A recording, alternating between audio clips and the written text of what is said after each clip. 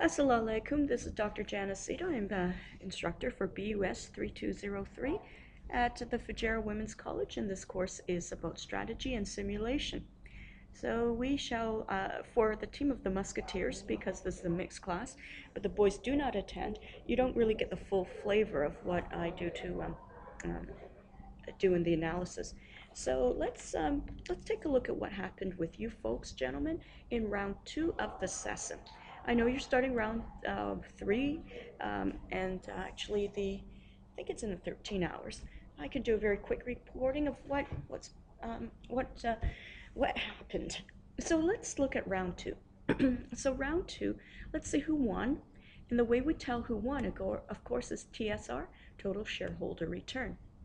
So, oh, that's not, nobody made profit.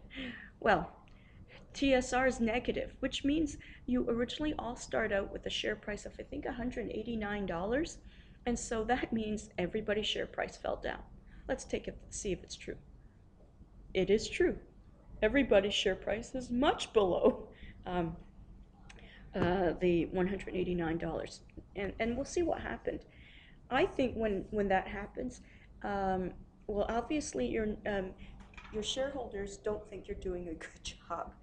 They think nobody really is doing a good job, and that usually happens when you don't have enough sales. Maybe you have low market share, and you're not generating enough profit.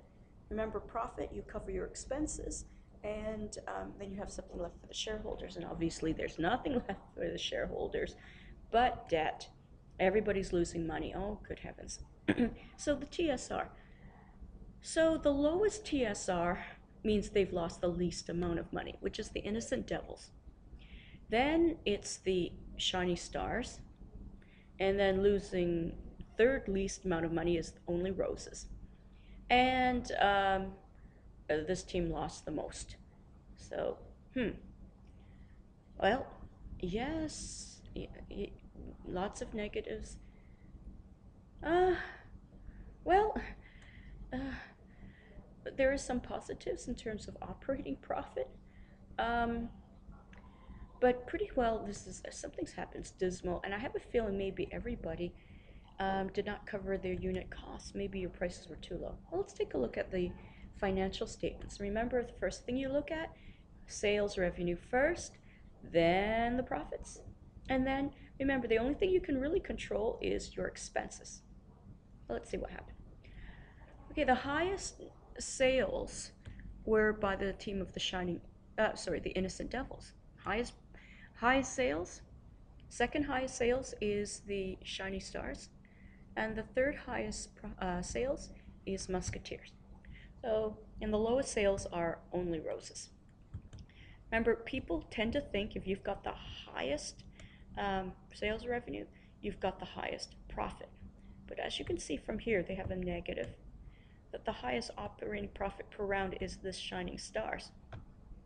Now people are saying, well, why are they negative when it comes to TSR? Well, remember, TSR is cumulative total shareholder return. So the results of the first round also apply. So if you look at here, Shiny Stars in round 1, in terms of their ratios,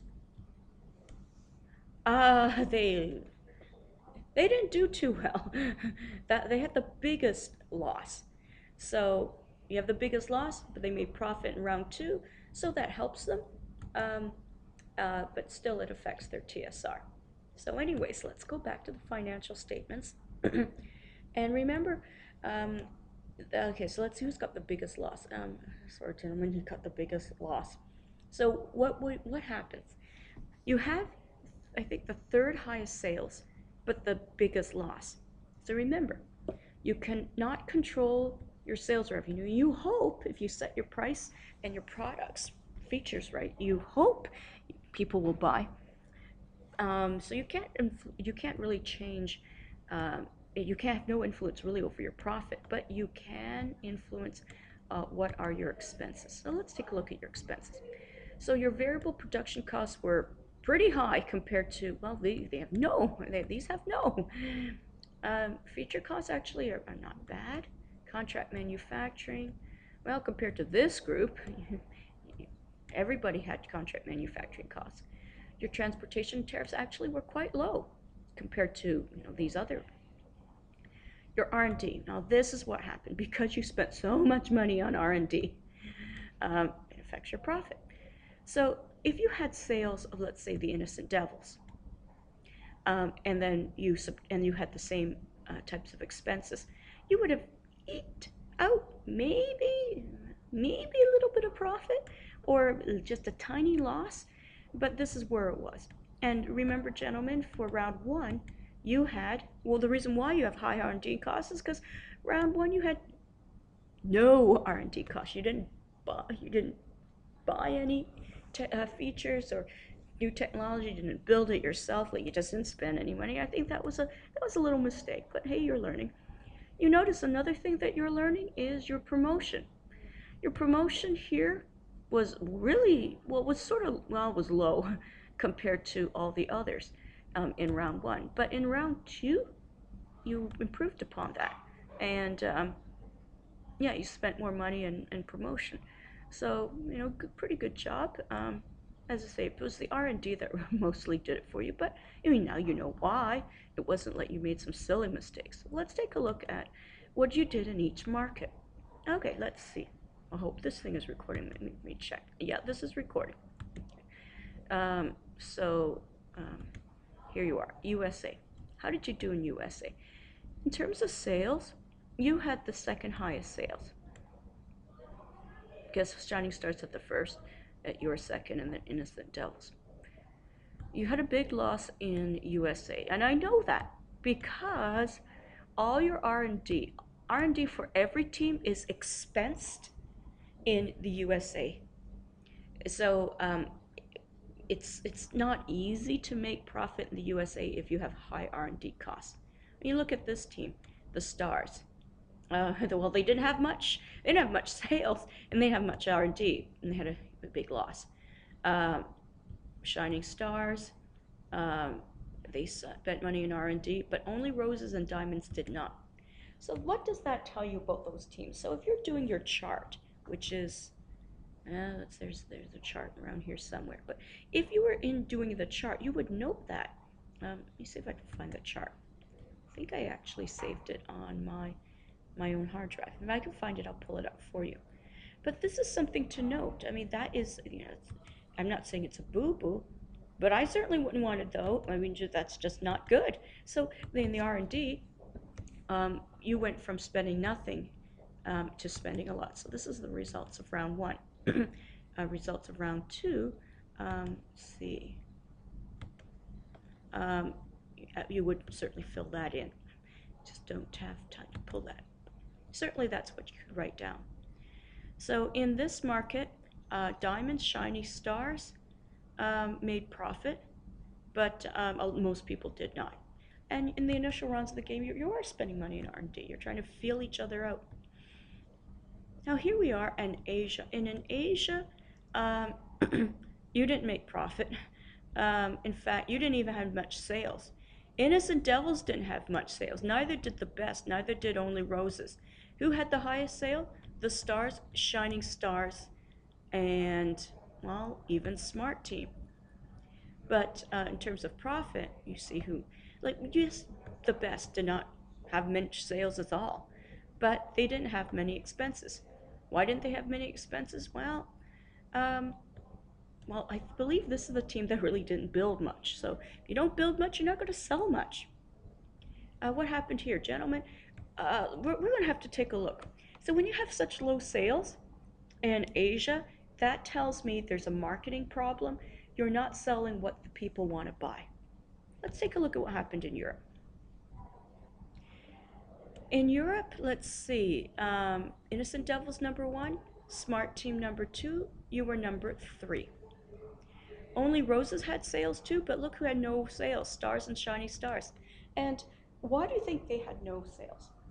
Well, maybe they had nothing to sell, or they didn't put a price. And so I think may have happened with these two teams is they sold everything in USA and in Asia, but they had nothing left for Europe. So, but they still had to spend money on promotion, and admin, etc. And so that's why they have a loss. They didn't have any sales. Notice everybody else made profit in Europe because you don't spend any R&D there. See, there's no R&D space. And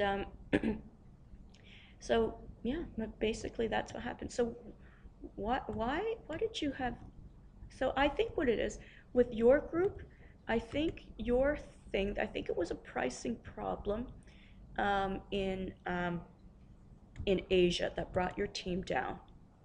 As I say, in Europe, you seemed, you had a bit of profit, um, but I wouldn't even be surprised if there was a little bit of problem here with your pricing and your product in Europe. So we've got Europe and Asia, which we should look at. Take a look at your production report. Uh, so here's interesting. Actually, it's not interesting in a good way. Your capacity utilization is small. Well, not as small as these folks. I mean, these are boo-boos, but it's small. So I'm wondering what happened here. Why didn't you producing more?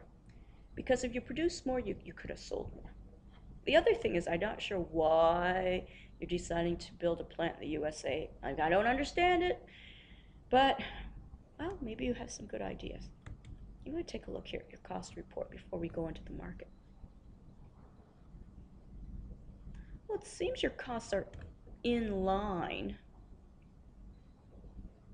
Nothing especially big or small. See, you compare to everyone, nothing. And your costs of production for Tech One are not exactly huge compared to everybody else. And these aren't exactly huge either. So let's take a look at what happened with the market. Yeah. All right, so let's take a look at USA. Where are you? Musketeers?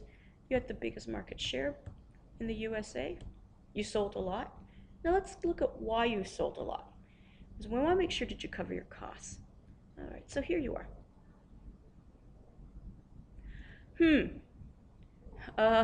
Right. Well, we could tell why you sold a lot. You're not expensive in Tech One compared to everybody else. You might be in a position where you could actually raise your prices a bit. Look at Innocent Devils. They raised their price a bit. They came up with 5 features in Tech One, and they still had a lot of sales. So you could raise it a bit if you wanted to. In fact, yours is the cheapest of everybody. So but again, you don't know what the others will do. So this is a bit. Now here's the thing that's a bit of boo-boo curiosity.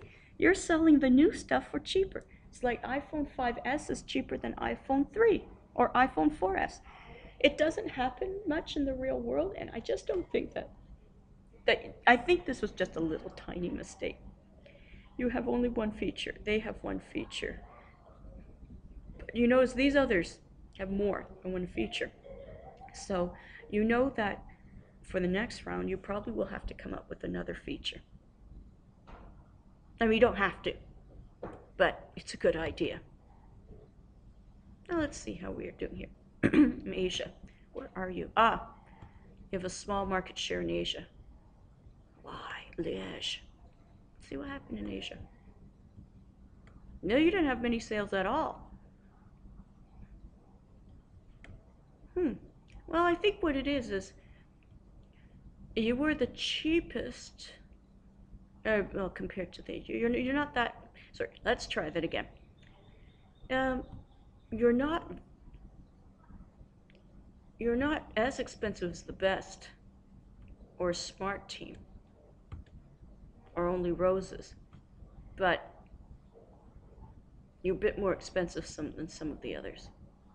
What's interesting here is in Asia, you came up with Tech 2, but you only had one feature. You had sales, there's no doubt. You did have sales. But I think that what we're seeing here is these folks, they sold at a higher price and they did have sales. And I think that's probably why they have more profit. Asia can be competitive. Let's take a look at Europe. Here we are in Europe. Where are you? Musketeers. So Innocent Devils, holy, they have a huge share of the market. And then after that is, well, you're number 2 when it comes to Europe. Let's see why. A lot of people buying Tech 2 in Europe. Okay, you sold only Tech 2 in Europe. That's, see, what's interesting to note, gentlemen, is Tech 1 is still a big seller. Like, people are still buying it. So I think that, remember, you are allowed to sell maximum of 2 techs, you're allowed to sell 2 products per market area. So do it. Since you've already got Tech 2, why not sell Tech 1? I mean, if you can make it, why not sell it?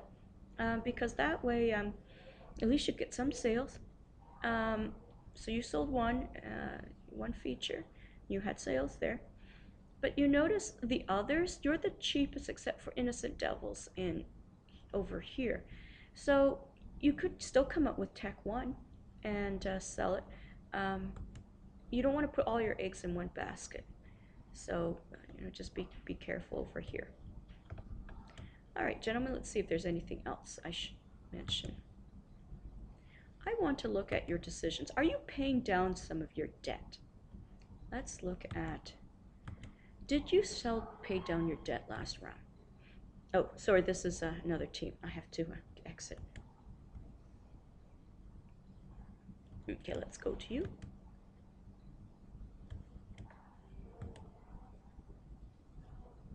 And here we are. Let's take a look at your results. Let's see, sort of decisions and round 3. Okay, so here we're at round 3. So what you see here is you have debt. I mean, you have these, you owe money. So when you have owe money, you gotta pay it, because remember, each round is 1 year, and so you gotta pay it. So, I mean, you don't have to pay it all. You can pay some. So if you want to pay some of it, then what you do is you let's say you want to pay that much, and see what happens to the green boxes. Let's see if I can make that happen. You notice it fell. Okay, so if you pay, then this falls, and you've got lots of money to pay these. So you might as well pay some of it down. You're in a very interesting position. You've got no debt in Asia, and you've got no debt in Europe. Compared to the other teams, that's a good position to be in. So pay down some of your debt.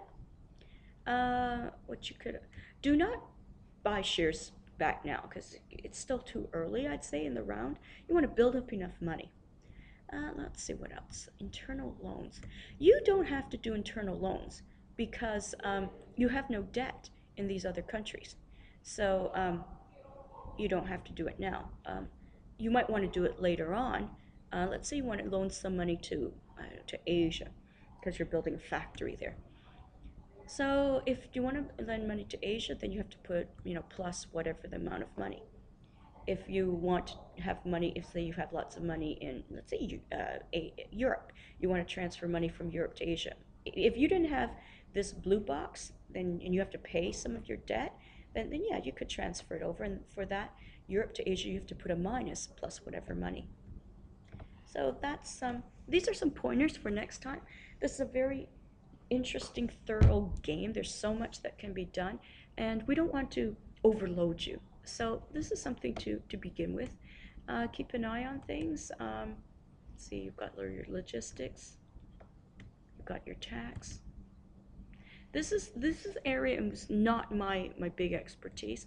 This is where you basically have to rely on the readings and what SESM provides for this. So I'd suggest, gentlemen, that the main thing to do is keep an eye on what your other teams are doing. Competitors that you think are very smart and are on the ball, and also try to identify those teams which are weak, because it helps to know what they're up to. So anyways, gentlemen, here you are. Let me get out of your area and I'll get back to my account. So thank you very much, and let me just put this recording, I'll upload it. Shukran.